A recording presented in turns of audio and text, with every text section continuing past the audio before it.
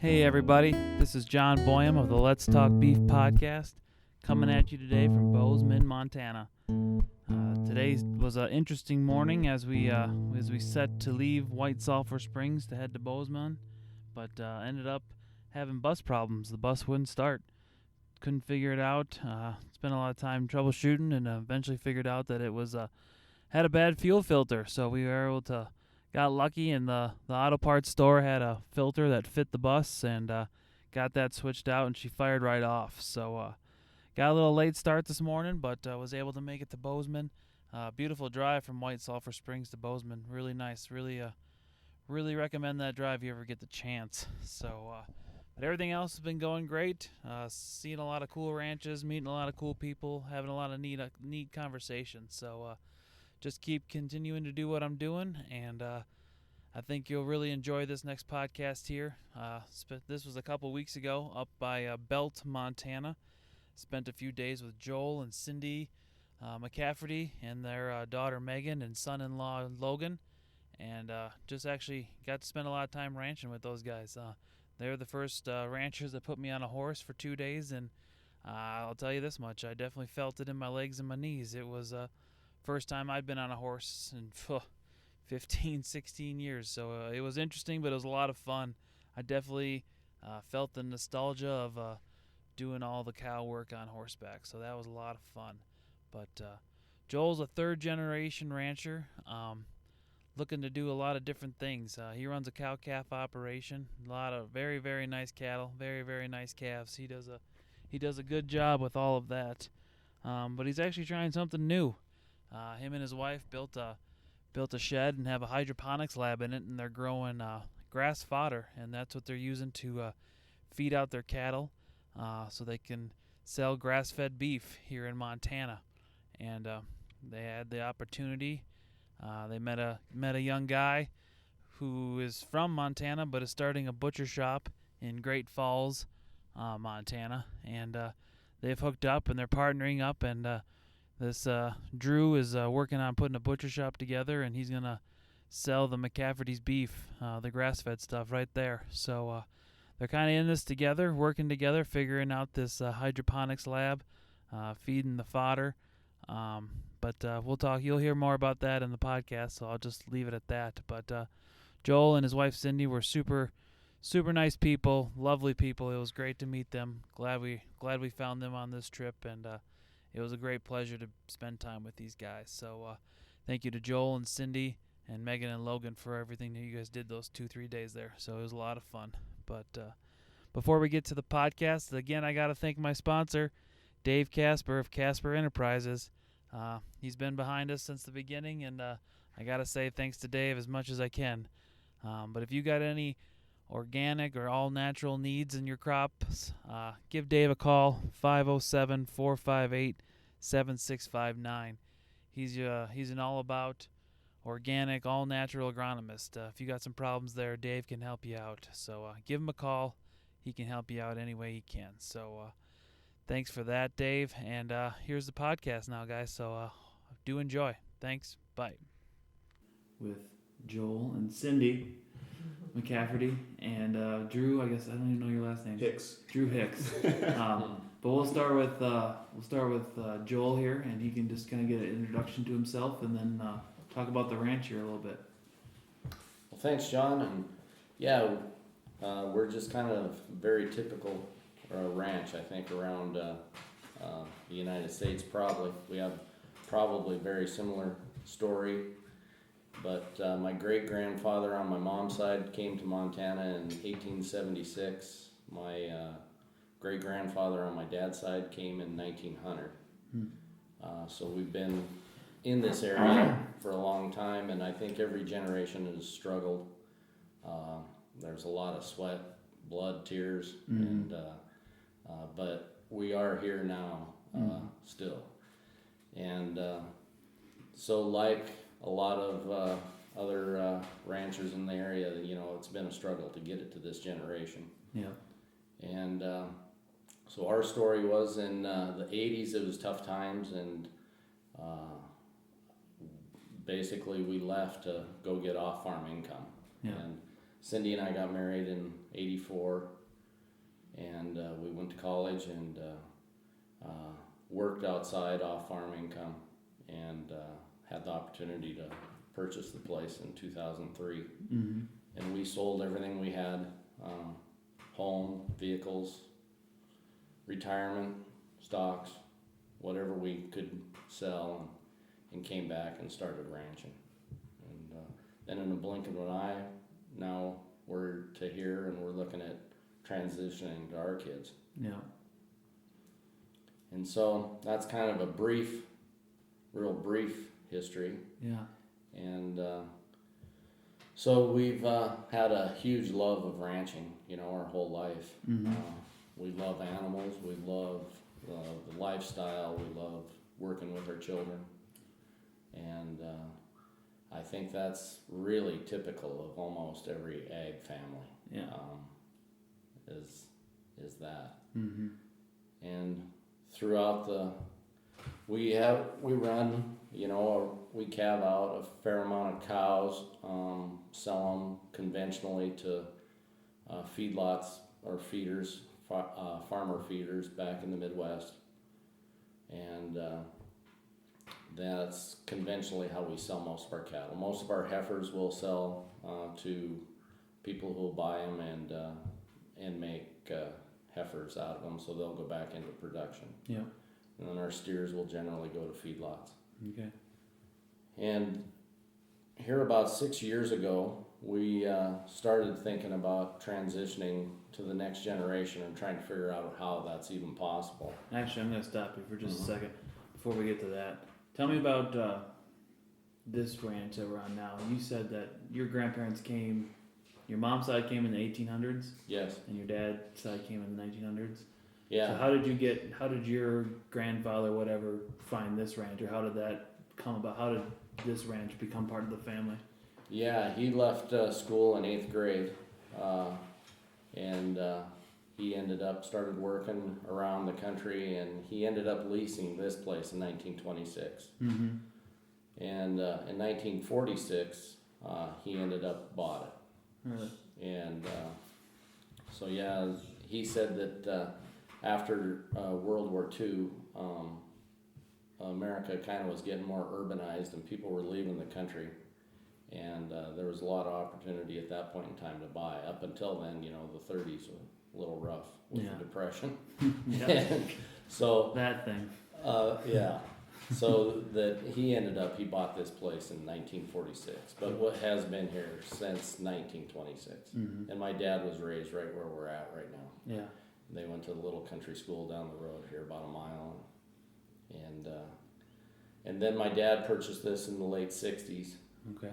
And then he kept it until 2003 when we purchased it. 26, your grandfather bought the ranch. Yes. Yep. 1926, they came here, him and his brother. Yep. And they started ranching together here, and they ended up having 26 hired men during the summers to go ahead and harvest. They had wheat and oats and. So how big was the ranch in 26? It was 3,100 acres. 3,100. Okay. And when my granddad got here, his dad told him that you never split up with your brother because it's too big of a place to have by yourself. Mm-hmm. And so during harvest, they ended up having 26 hired men, and my grandmother would cook for them in a little shack that they had in 100-degree heat, and she had a wood stove in there and cooked for the hired men. And so they ended up would hire people coming up and down the roads. In the 30s, the Depression was on, and so they would people would walk in, and that's basically how they got their hired men. People were just looking for work. Wow. And he paid them $1 a day, and the neighbors were paying just room and board. And so my granddad thought that he'd get better quality employees just by going ahead and paying $1 a day. Yeah. They had all their money hid up in a hole, and the timber that's about a half mile away. And he'd go ahead and walk kind of a circuitous route to get up to the timber, and make sure nobody was following him, and all the earthly possessions were up in there, and he'd Wow. get his money and come back down and pay the hired men. And so then they got through the 30s basically by raising horses. They grew a lot of potatoes, and they'd haul potatoes into town, which was 15 miles away by wagon. Is that belt? Yeah. There was never a town closer than that? No, they'd haul them 15 miles into Belt, and they'd trade potatoes for like flour, sugar, and coffee. The essentials. Yep, and they raised the rest out here. They had, chickens and pigs and Gardens. milk cow gardens and Mm-hmm. some cattle and mainly horses. And they just struggled and made it through the Depression. My dad went to school, and his brother and sister about 1.5 miles down the road in a little country school. Mm-hmm. And they'd walk to school or ride their ponies. And So was your dad, not your dad, your grandfather, was he raised with horses? He said they did horses mainly. Were they raised with horses, or how did? yeah, that's all they had. They didn't know. They didn't know anything. They didn't know anything else. Just horses. Just horses. Okay. When my granddad was young, they lived down below Belt. He'd race the stage coach coming into town with his horses. He'd run alongside the stage, and he said that the stage would always beat him. Yeah. So yeah, that goes back kind of a ways. Wow. And they had an interesting life, really. Mm-hmm. So do you know what past your grandfather, your grandfather, when they were over in Europe, I assume? They were. Were they farmers over there, or Yeah, they drove a. And this is where I wish my dad was here to tell the story. But they in Louisville, they were in Indiana, and they were driving carts of some sort in Louisville. Okay. And they decided to leave. He was one of 11 brothers, my great grandfather. Yeah. And so they ended up, or my grandfather was one of 11. Okay. Something like that. Yeah. A long time ago. Yeah, they came from Louisville, and then he came up here, and there was there's trains, but cars were a luxury that they didn't have. Yeah. And there's no real tractors at that point in time, and so the Industrial Revolution was just kind of getting going. Yeah. So then your dad goes to school, and then he buys it. So how does he come upon buying the place from your grandfather? Yeah, well, he was raised here and worked ranching his whole life, and when did cows become kind of more of a in the thing? 40s, 40s? that after the Depression, they started running more cattle. Okay. And my granddad, there was a train station in Riceville, which is just about 3 miles away. Mm-hmm. And my dad and granddad, they'd chase cattle down into Riceville, and they'd get them on the trains, and then they'd go to Chicago and sell the calves in Chicago, and everything went by train. Yeah. Now it's all trucks. Because I'm learning that guys would ride with their cattle to Yep. Chicago to help unload them because they got more money or something. They got some fees taken off. Yep. I've learned that a little bit here. Yep. My dad and granddad, and that's how they sold their cattle every year. And they'd go down into Chicago, and they had the huge feed yards, and the packing houses were down there. Yeah. And then I think the last year was 1969 that our family went, I believe. And my oldest brother was the year that he was going to go. So that would have been the third generation. Yeah. But they started selling with buyers coming out to the ranch and going with semis. That would have been a sight to see. Yeah. That would have been crazy. Yeah, my dad and granddad and uncle, they had places scattered around, but they would ship cattle on the trains, and one would ship out of Browning, one would ship out of Augusta, and the other would ship out of here and around Belt. Mm-hmm. And they'd all gather cattle on the same day and take them to the train stations and those towns, and then they'd all meet up with carloads of cattle and take them all the way to Chicago. Wow. And so that was kind of an interesting thing that's gone now, and it's all history. They don't do anything like that anymore. Yeah, that's too bad. And it was really remarkable, though. They had a train station here, and so then they chased cattle. They could lease property all over Montana, and if they wanted to, and they just load them on the trains, and they go to wherever the train goes. They'd unload them because there was places to unload all over, and they'd chase the cattle out and go to pasture, and then come back on the trains. Now that's all done on semis. Yeah. Dad bought in 46. Was your grandpa still around? Or? Well, my granddad bought it in 46. Yeah. And my granddad died in 76. But my dad bought it in the late 60s. Yeah, he started ranching on his own. He bought his own place in 1949. Your dad did? Yeah. Okay. And he started ranching not too far away from here. Is that where your brother's at? Yeah, and that's where my brother's at. Okay. And then he started his ranching journey down there. And that's where I was raised, about 5 miles away from here. Okay. And then he bought places and sold places, and then put together a ranch, and my brother and I split it. I have 2 brothers and a sister, and my oldest brother and my second oldest brother, they ranched here. My brother Jim ranched here into the 80s, and my other brother down below ranched at my dad's place. Okay. And then the 80s hit, and it was all bad times, and my brother and I left the ranch to get off farming income. Yeah. And then I came back in 2003 and purchased it. So that's kind of our family story. My sister left in the 80s also, and she went to California. Okay. And just going back quickly, so in 66, your dad bought this place from your grandfather. Mm-hmm. So what, was your grandfather still around, or was he? Yes. So he just. Yep. So he lived here while you're. He was living in Belt. Oh, he was living in Belt. And he had bought places around also, down below Belt and above Belt.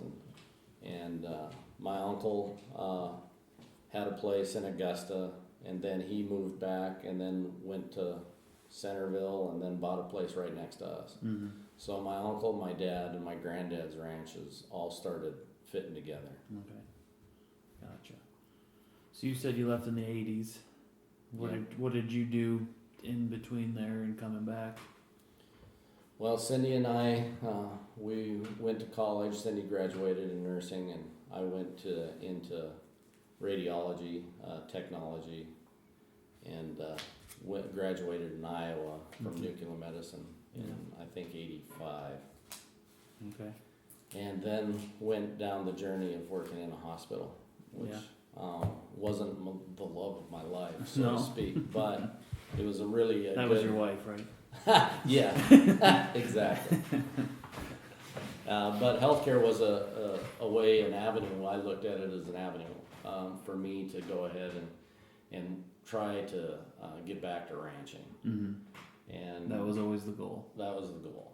Yep. And so we put everything that we made. We tried not to spend any money, and we'd buy cattle, and then I'd lease out the cattle and still work in the hospital. Mm-hmm.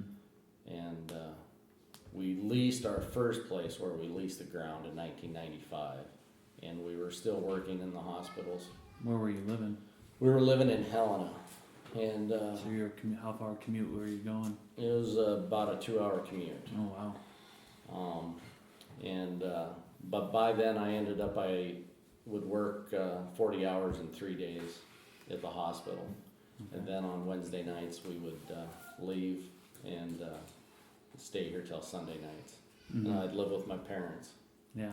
And so we got up to 100 cows, and we did that till 2003 when we finally moved over here. And Cindy worked just till a few years ago, nursing, and we went full-time ranching in 2003.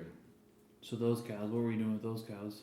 Because you don't have those cows anymore. No, we had some registered cattle, and we were a registered Angus place, Mm-hmm. and we were trying to sell bulls. Yeah. It ended up that just I wasn't very successful at it. Yeah. And we had an Join opportunity. the club. and so that didn't work out all that well. But ironically, we had an offer on our registered cattle, and a gentleman bought our whole herd, and that happened right at the same time that we sold our house, and we sold our vehicles, and sold our stocks, and sold everything. So we sold our cattle and everything. Right at the same time that my dad said, "Hey, I think I'm ready to sell this. Would you be interested?" So he approached you about buying it? Yeah, well, of course he knew that I was interested in ranching. Yeah. And but it just hit him timing wise that he was ready to retire and get out of it, and we were ready to give up everything and go after our ranching dream. Yeah. So you buy it in 03, sell everything. So where do you start? How do you start? We just bought cattle, Yeah. and we just thought everything else would kind of. You bought them or the bank bought them? The bank did. Well, we purchased some because the bank wouldn't loan it to us if we didn't have some. But yeah, everything that we had money-wise, we dumped it all into ranching and then started borrowing. Yeah. And just bought as much cattle and as little equipment as we could handle. Yeah. And I had, my brother was doing the haying for half, so the lease ground that I had the hay ground, he would hay it. Yeah. And until I ended up got enough cattle and stuff, I started buying my own equipment. Mm-hmm. And then taking 100% of the hay crop. And then we started rolling that way. Do you think you would have been able to do it without your brother close by to help in those situations? No, between him and my dad, I don't think so, because family, you kind of need them. Yeah. And that's, so yeah, without his help, without my dad's help, No. Yeah.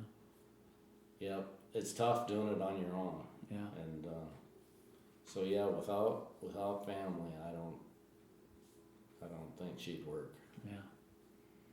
So then you were just buying cows and buying bulls to breed them and then selling the calves? Yep. Is that kind of how you started? Yep. And leasing every bit of ground I could lease. Yeah. And to get more cattle because it didn't seem to pencil. So I thought you had to get bigger to make it work. Mm-hmm. And then you just ride out the good times and the bad. And I wouldn't say that we're successful, but we're still here. Yeah. And still fighting the fight. Mm-hmm. And so that kind of what got us to the point of looking at how are we going to transition this to the next generation. And also, you do everything with horses basically. So did you have horses right away too, or did you bring them in? Yeah, we've always had horses. It's kind of a legacy. My dad, I thought, was a tremendous horseman. Yeah. So that's kind of where it started. Yeah. And when my granddad, of course, before that. But so did you have to buy horses in 03, or did you kind of? We kind of, yeah. If there was a cheap horse somewhere, we would buy it, and then that's how we kind of always like to handle our cattle. Yeah. We think that it's the best way to for us. Yeah. And we're in mountainous kind of territory, and it makes Yeah. ATVs a little rougher to get around and move them that way. So. Yeah. And we try to use them, 100% of the time. Mm-hmm. Doing the commercial thing, selling the calves, you sell them in the fall. Yep. And so how long did you do that before you've kind of come up with this new idea that we'll get into next? But how long were you doing just the commercial kind of aspects? Well, we still are. Yeah. And we started for me, I started selling my own cattle, lease cattle and everything really in the 80s. And by the 90s, I leased my first place and was selling a little more cattle. But that would always do it the conventional way, where we ship them to the Midwest of farmer feeders. Yeah. and that sort of thing. Yeah. And then, now we're still doing the same thing. Yeah. And, probably 90% of our herd, we sell that way. Our steers will always, we'll sell the top end of all of our steers, and they go down to the feedlots in the Midwest. Yeah. And fed out that way. So they're sold, and we change ownership right here on the ranch on our scales here. Mm-hmm. And most of our heifers will go to breeding stock to somebody else. Yep. And we keep the top end of them. Yep. And keep them into our own herd. And then, but we are keeping about now probably 150 to fat now. Okay. And we're trying to, a goal of ours was always to sell beef directly to our consumer. Yep. We never did think that it could happen, really. There's just too many problems and too many obstacles, and one of them is geographic, living in Montana with severe winters. Mm-hmm. And feeding out cattle, Yep. getting them fat, Yep. keeping them fat, Yep. and marbling and getting them to the consumer where they taste good. Yep. We're not close to corn, and so that's always been in the back of our mind. Yep. And then probably about 6 years ago, a friend of mine had a hydroponic plant, and so he was talking to me about it, and I watched him for 6 years. And he was supplementing his cattle with it. He had a bull operation also, and he was feeding his bulls with it. Mm-hmm. And so I really watched him for probably 6 years. Yeah. But as soon as I saw it, the application I saw to it was grass-fat cattle. Okay. And just because I was always interested in selling directly to consumers, Mm-hmm. it just kind of clicked to me that might be an option. And so we ended up, So by hydroponics, he was growing plants in trays inside. yes, What was he growing? he was growing mainly barley, but barley and peas and oats. Okay. And then he'd take that and feed it to the cattle. Yep, Okay. Yep. So that's where the idea started. and that's where the idea started. Yeah, and he obviously hydroponics has been around. Yeah. And but he's the first one that I know of Mhm. in the area that had it, and still probably is. You don't talk too There's much. not a lot of them around. Yeah. And so we talked quite a bit, and he didn't like his system of the way that he was growing it. Yeah. And so we ended up built our own building, but most of the ideas are his ideas. Mm-hmm. That we got from him. Yeah. And then we just kind of started doing our own building, and we built it inside of a building to where we can produce about 10,000 pounds a day Wow. of product. Of grass fodder. Of grass fodder. That's what yeah. they call it. Yep, and it's grain sprouted to grass. Mm-hmm. And we feed it to our cattle, and they're gaining, really good on Yeah. it. And we fatten them up, and we get them to about 1,600 pounds, Yep. and harvest them,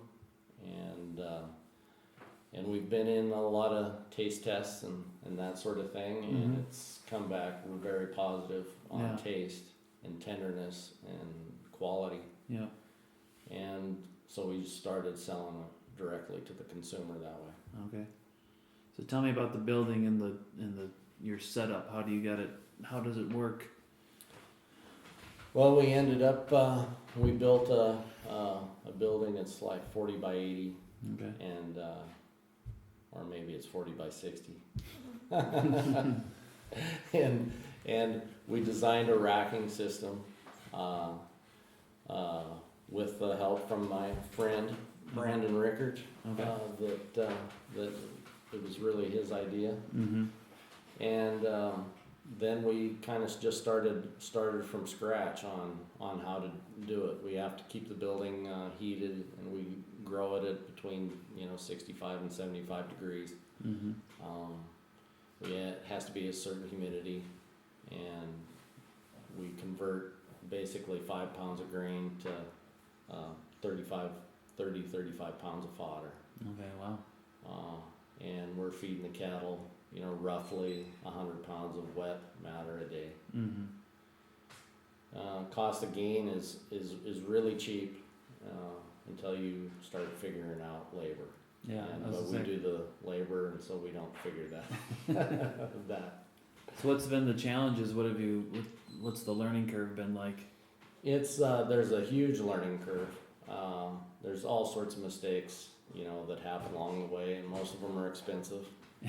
And the cost of the building was double of what I thought it would cost, and Mm-hmm. the labor is double of what I thought it would be. Mm-hmm.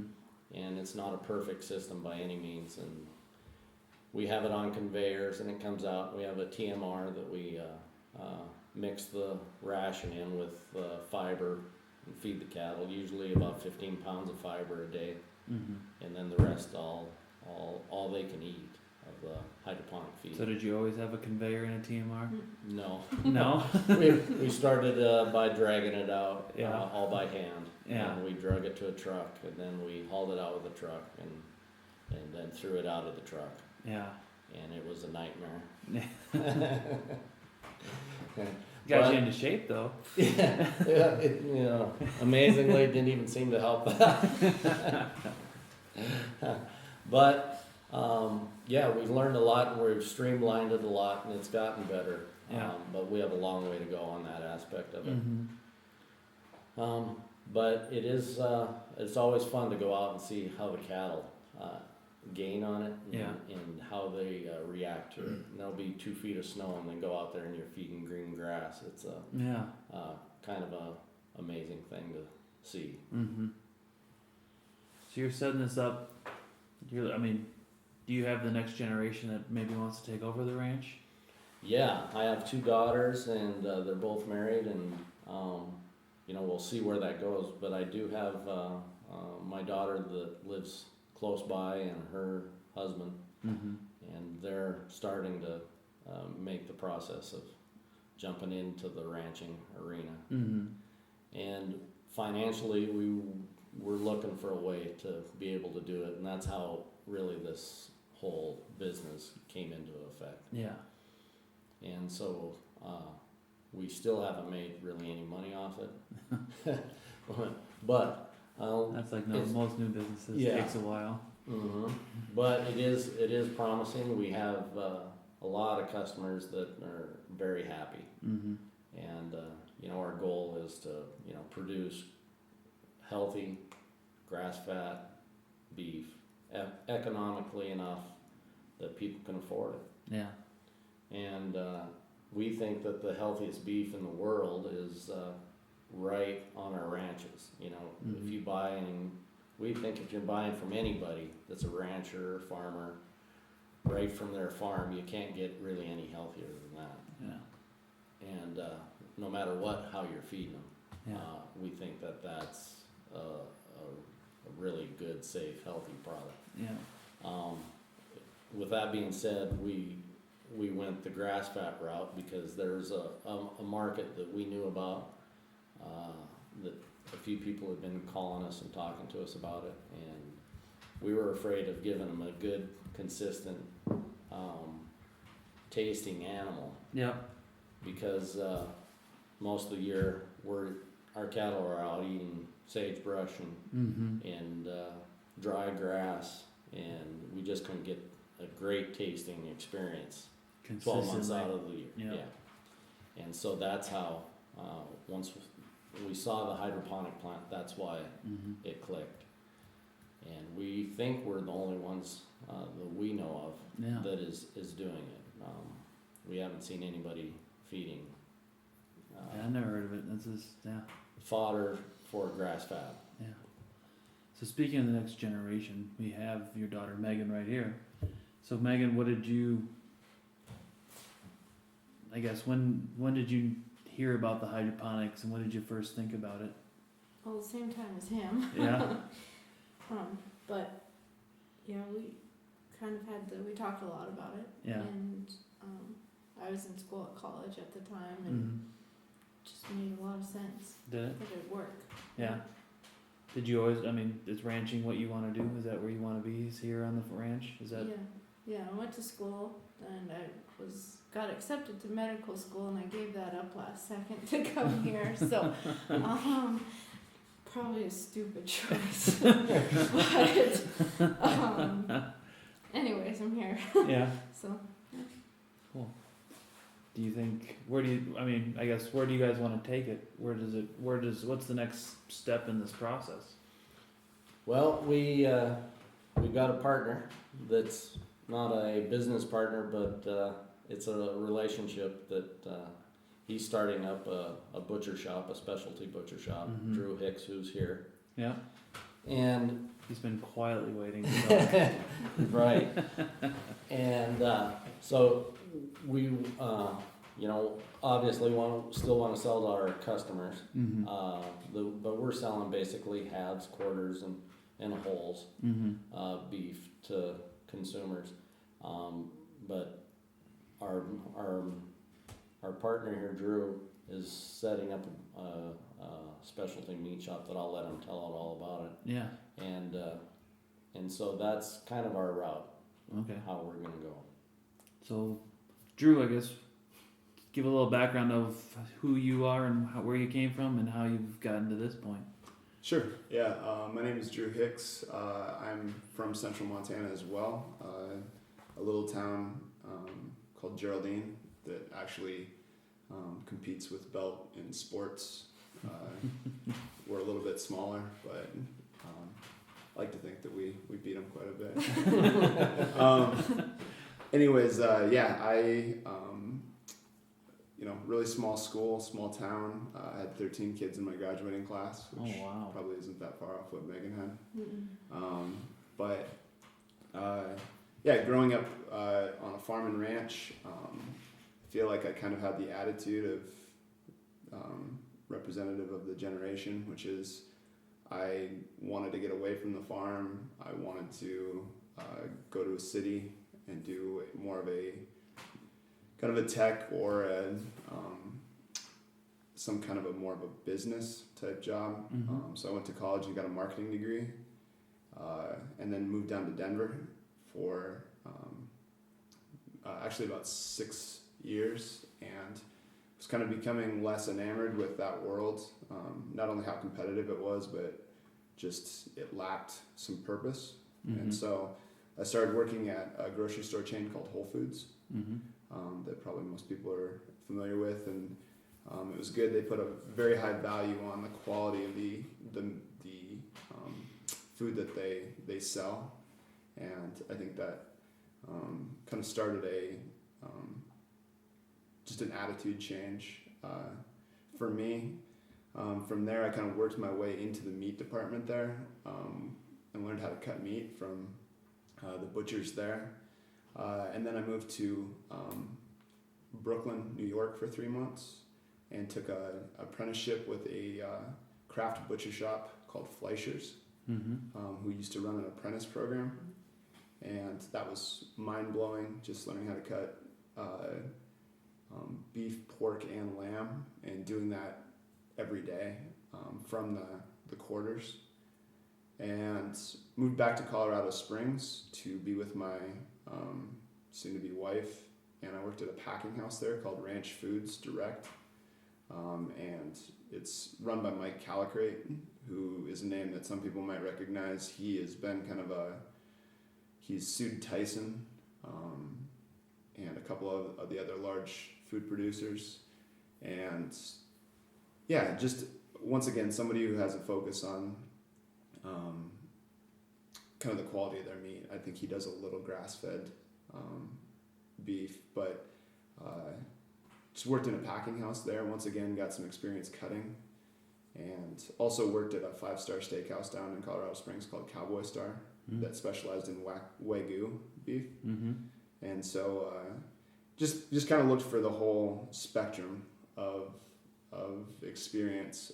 My wife and I moved back up here to Montana to take care of my dad, who's still out on the farm, and also kind of saw an opportunity to start a business here in Great Falls.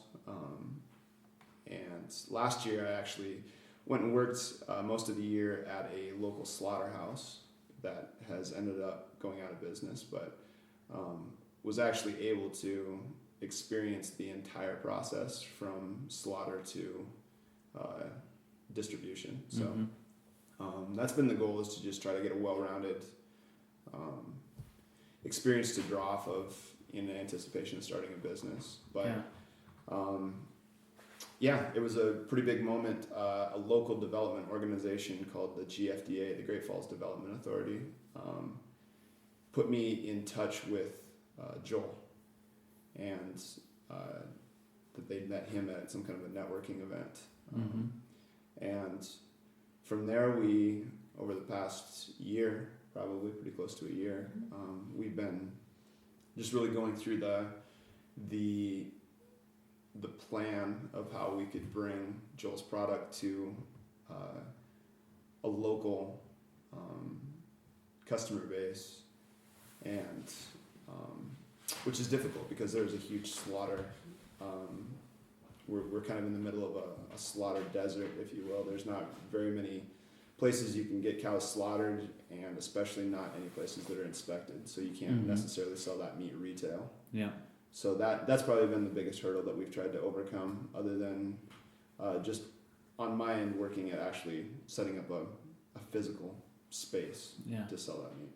Were you so you went to school for, you said, marketing and business and that stuff. Where'd you go? University of Montana. But you didn't, it wasn't fulfilling for you, is what you said? It didn't have a purpose. Yeah, and I think that there's a lot of, I'm sure if talk to Megan, she's probably seen it with some of her friends too, but there's kind of a lack of purpose with, I think, a lot of people in our generation, where they feel kind of a calling that they could be doing more than sitting in front of a computer. Yeah. And I think that it's kind of being challenged these days, but there is still kind of a holdover of an attitude of kind of a disrespect or disdain of trade work. And I think that it didn't start with our generation, but we've perpetuated it. And I think not only in the area of food production, but any of the other trades, certainly though ranching and farming, people are starting to realize how much purpose there can be in getting into those fields, although they are extremely difficult, as Joel has stated, but also that without those things, you really can't have those secondary industries. So, if you get into the service industry and insurance or something, you still need people with businesses to insure and stuff like that. So, so were you surprised? So when you worked your way into the meat department at Whole Foods, were you surprised? I mean, you must like cutting up you must like cutting up the meat. Did that surprise you that you enjoyed it? I mean, it must have been something that you never thought about really before. Yeah, a little bit. But I think that's kind of where you see that purpose, was all of a sudden there was like a marketable skill. So, not that there's anything wrong with building websites or any of that, but it changes so much. It's nice to have something else that you can kind of do with your hands, and just almost a discipline to craft. So you start out and you're really bad at it, and they only let you cut chicken. And it was kind of a big deal, like the first time I got to cut pork chops, and it was a bigger deal the first time I got to cut a ribeye, because if you screw that up, that's going out at $18 a pound or whatever at Whole Foods. And so kind of just working on getting better at those things, and having that attitude it was kind of new, I guess, and it was very fulfilling. But I definitely had to overcome the attitude stuff of just thinking that those jobs were for people who couldn't do other things, when in fact I think you see a lot of people who can do other things starting to drift towards jobs that bring them a little bit more purpose, such as trade jobs. Yeah. So that was it an internship in New York, or what did you call it? Called a butcher's apprenticeship. Apprenticeship. Okay. So how did that come about? Did you have to apply for that, or how did that all come together? I did, yeah, and it's I saw it advertised. It was really the only opportunity of its kind in the country, which was they would, I think it was around $5,000 or something. You had to find your own room and board and stuff. Yeah. But they would, Fleischers would, which is still in New York. They just, I don't think, offer these same apprenticeships, but they would bring in 3 or 4 people at a time, and you would go to work with them basically, and you would spend 10 weeks in their cutting facility just breaking down animals, and once again having to be taught and work your way into working with the more expensive cuts. Yeah. But also get to spend 2 weeks on the retail counter in New York. And so it was a good, well-rounded experience. The other 2 people in my apprenticeship class were a sheep rancher from Oregon and a professional chef from Colombia, who has opened restaurants in Florida and Dubai and a few other places. Oh, wow. And generally they did find kind of a well-rounded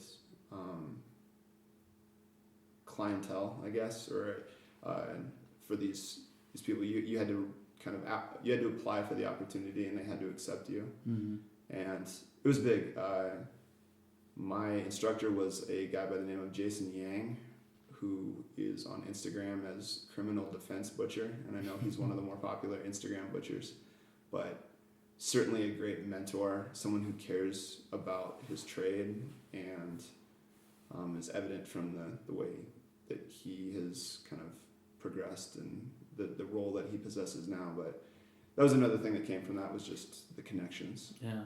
And when you're in a place like New York, the customer base is so much different from Montana. Yeah, the types of meat that they want is so much different. Yeah. So I was gonna say, what was it like living in New York for 3 months? I mean, I've always kind of secretly thought that'd be awesome to just live there for like 3 months. It was ridiculously expensive, I'm sure, but yeah, it was a trip. It was in a neighborhood called Red Hook, which is the closest part of Brooklyn to the Statue of Liberty, and it's at the end of a subway line, so people don't really come through there. So it was kind of like a small town. I think there used to be old Navy yards there and stuff, but yeah, it was awesome to be able to go into the city and see that stuff. Certainly the kind of place that I think is great to visit and you want to come home to Montana. yeah, some guy from middle of nowhere, Montana, going to New York. That's right. And the pace of life is just so much different there, and I would. That's one of the things I love about Great Falls. But the experience was exceptional, and I think it's important for people in Central Montana to get out and see things, and then bring those things back to Central Montana too. Yeah. So, and it sounds like that's been Joel and Megan's experience too, is to get out and see some of the country, take the good parts, and bring them back to the area. Yeah. So where are you at? Where are you at in your process of where? So do you have a building, or are you building something, or what? Where are you at with that stuff? We are refinishing, or we're getting ready to start construction on a building in downtown Great Falls that was built in 1897 and very historic. It was the site of an old 5 and dime store, and it's exciting. I mean, that's where we want to be. Great Falls is finally getting a downtown established, which is very important to the success of this business, and just the clientele that we want to attract.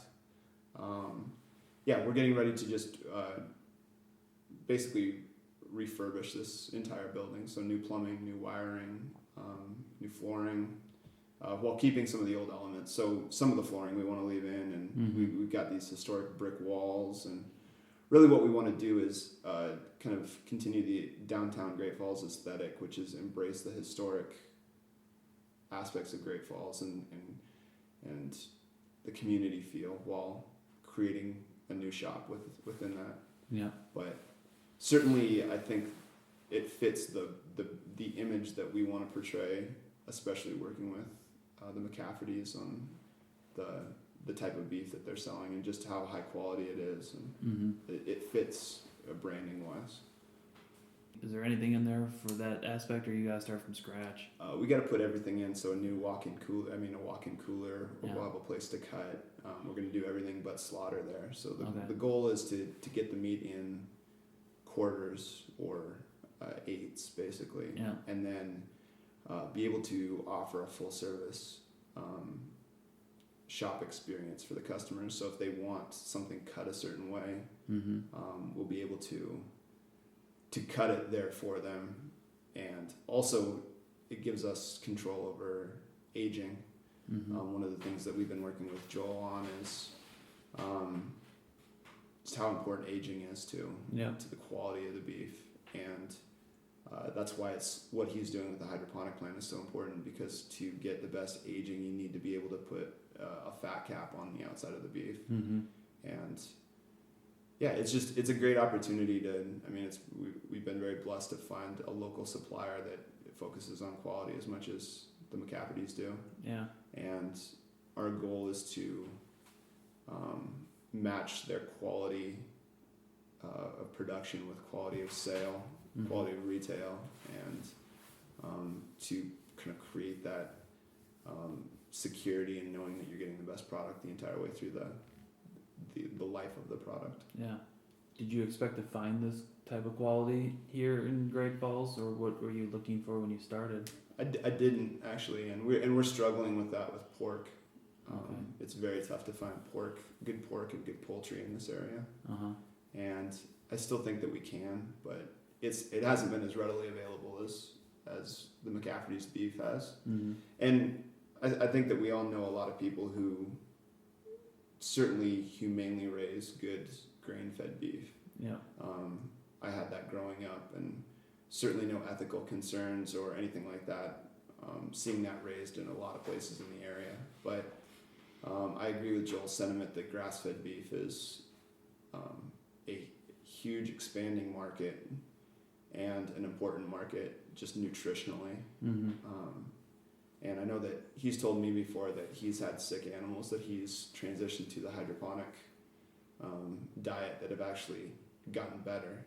And I just think as a customer, with the vitamins you get from and the nutritional value of eating that grass-fed beef, it's similar to eating wild game or seafood. And I think that there's rightly a segment of the customer base that is looking for that now. Yeah. So with that, bring Joel back in the conversation a little bit. Where do you see the beef industry growing as a whole? I mean, do you think there's gonna be more of this grass-fed push, or just a whole overall general for both of you here? Where do you think it's going? It kind of started with us. We sold a lot into California, and at first we thought, well, this is a fad, that this health movement is a fad, and there was no validity to some of the concerns that the public had. And then we looked into it closer and closer, and we really thought that they're right, pushing for a healthier beef coming from the farm, and then the benefits of grass fat, mainly the omega-3 fatty acids that you can get there, but the micronutrients and a whole bunch of stuff. And Megan's really kind of knows more about that. But our consumers that we had in California all stated the same thing. They want to know where their beef's coming from. They wanted to know that it is humanely treated. They wanted grass fat, and grass finished. And those were really the three requirements that they wanted. And we even have people that will drive, from Phoenix or California and pick up their beef up at our ranch. Price wasn't really one of the concerns. So that's how, you know, we kind of started this, and we started tiptoeing into the grass fat business, was because of the people we got to know in California. And then there's, you know, the health movement with weightlifters, athletes, and we kind of got into that market, and CrossFit, and those people, they weigh out, they know everything that's going into their bodies, and they study it really closely, and that market started opening up to us, and so yeah, we really believe that there's a huge market coming to the United States and the public. They want higher quality beef. They want to know where it comes from, and they want to know everything that's been done to that animal. So hormones, antibiotics, they basically want to know everything that's gone into that animal. Yeah. And we find that there is a market for it. Yeah. What are your thoughts? I mean, you're kind of playing in both fields. You're doing the conventional thing, and so what do you think? What's the future of the conventional side of things? You think? I think it's good, and like I stated before, yeah, I'm doing both, and I believe in both.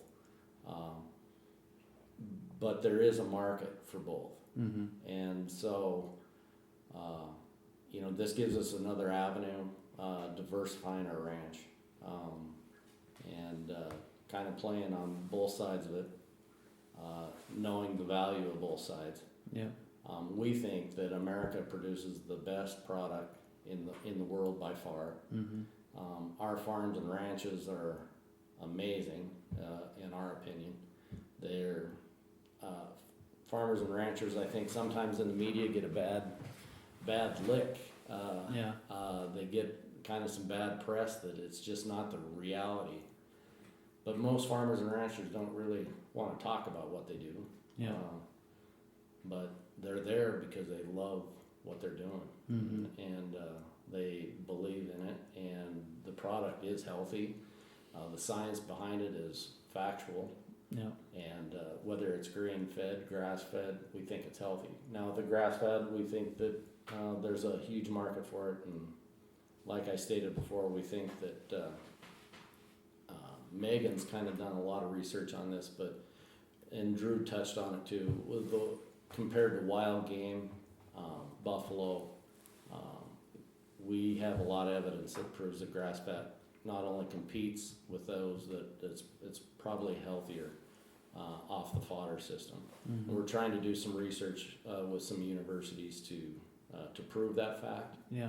But they're basically, the cattle are eating a health food.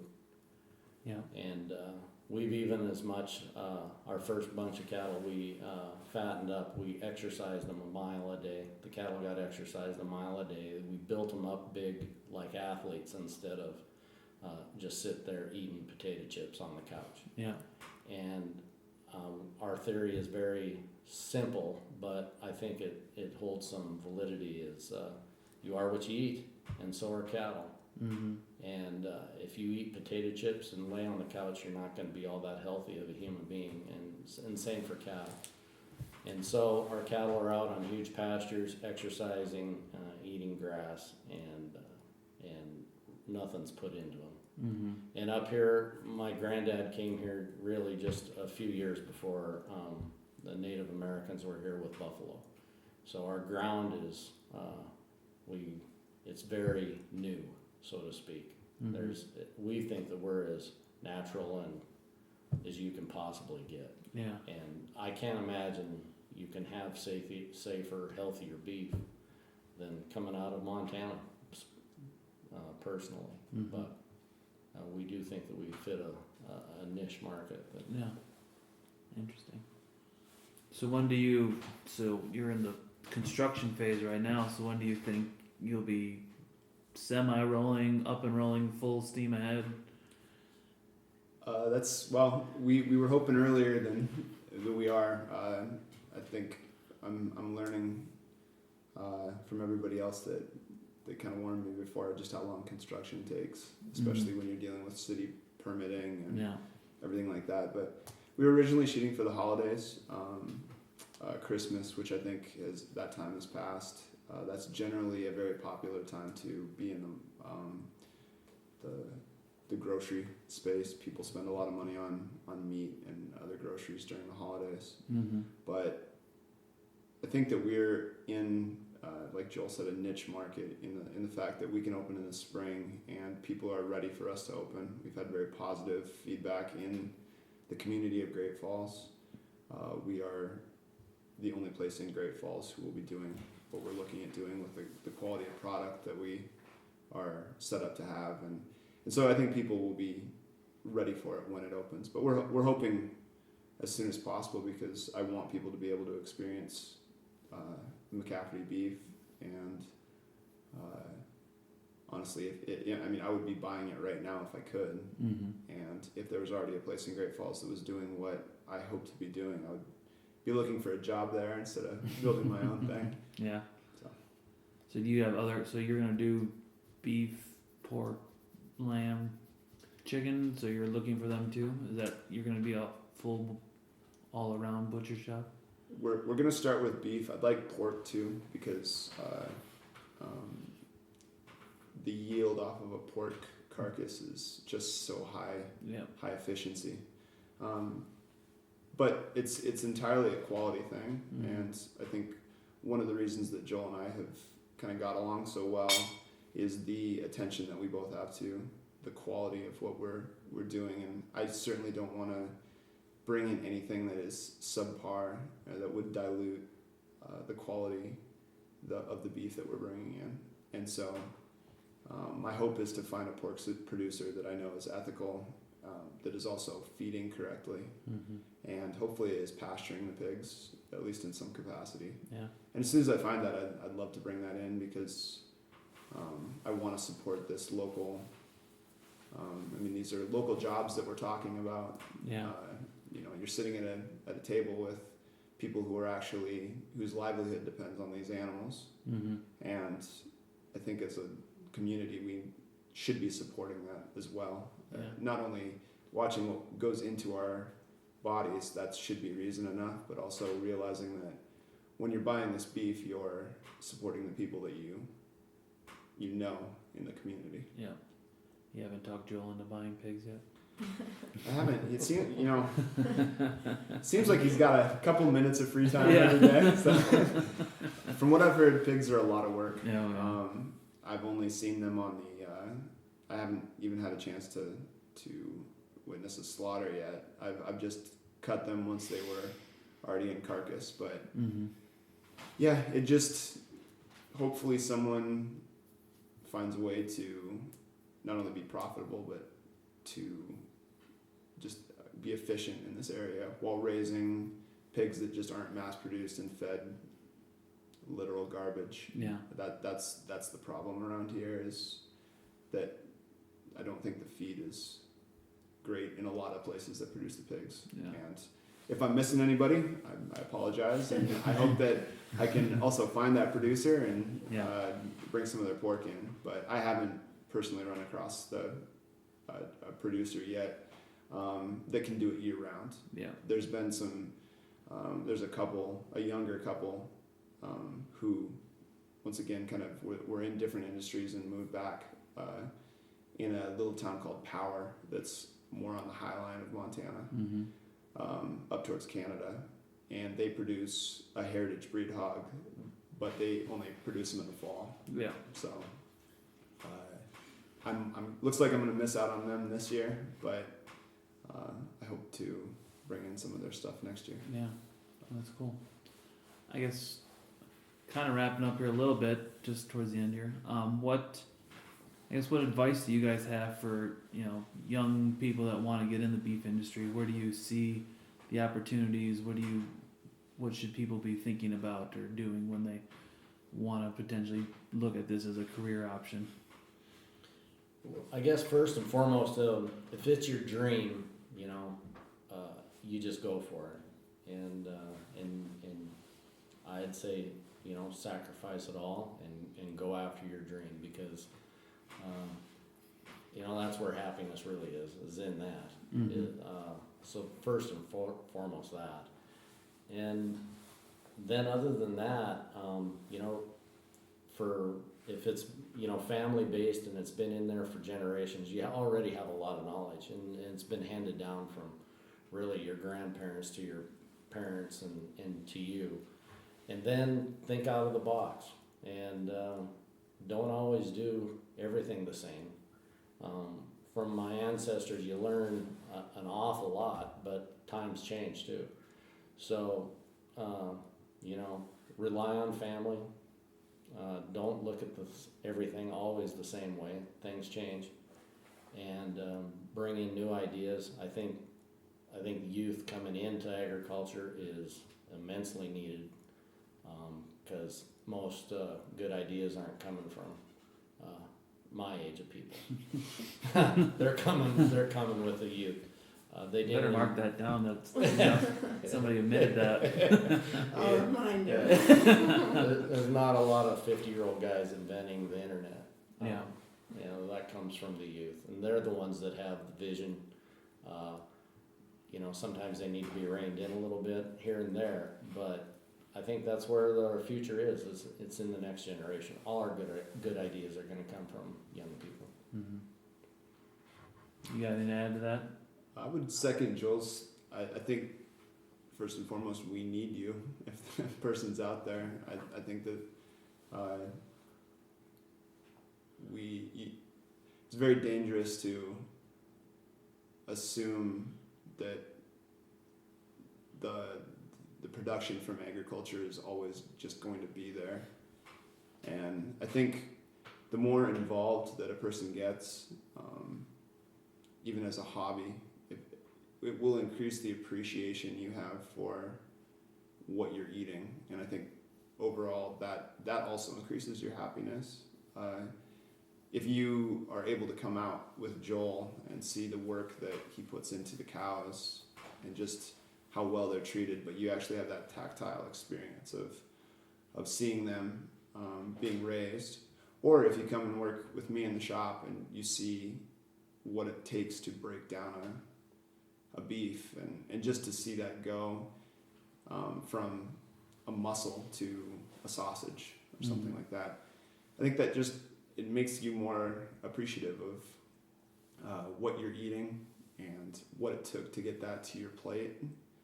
And I guess the only other thing that I would say, and hopefully this mirrors something that Joel would agree with, but kind of have the long view of it too, in the sense of I think just like anything worth having, it's going to take a lot of work. And certainly, at least in meat cutting, there have been a lot of days where I've cut myself and it's been just hard physical work. And I know from anybody I've ever met ranching that there's going to be days that you get kicked and there's going to be long days, but actually working through those things and persevering through those things, once again, that's going to bring you that appreciation and purpose that you just don't always think of, but it's harder to get in a lot of other easier industries. Megan, anything to add to that? Well, right now my husband and I are trying to take advantage of a government loan that's at an incredible interest rate. So checking for things like that, and just going for it.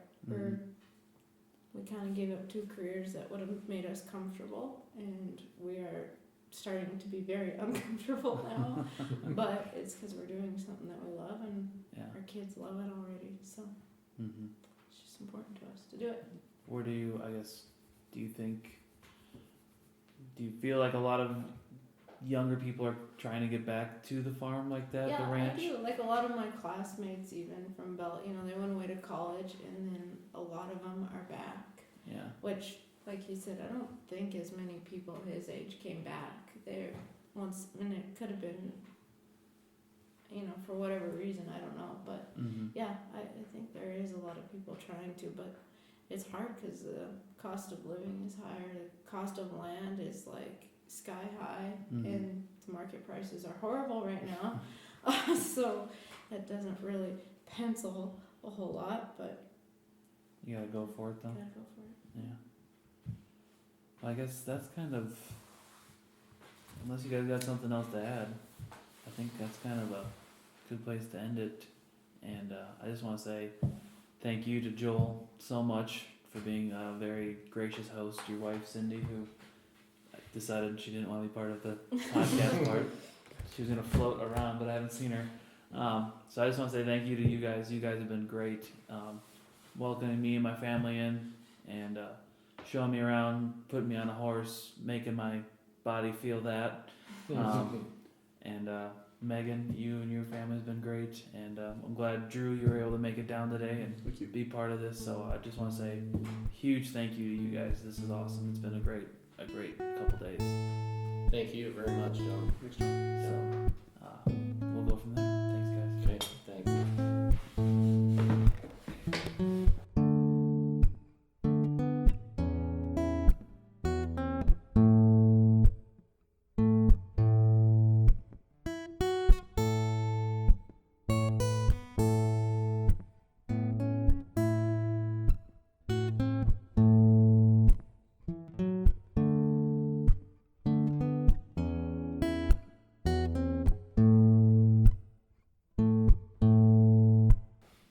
That wasn't that bad, was it? I don't know.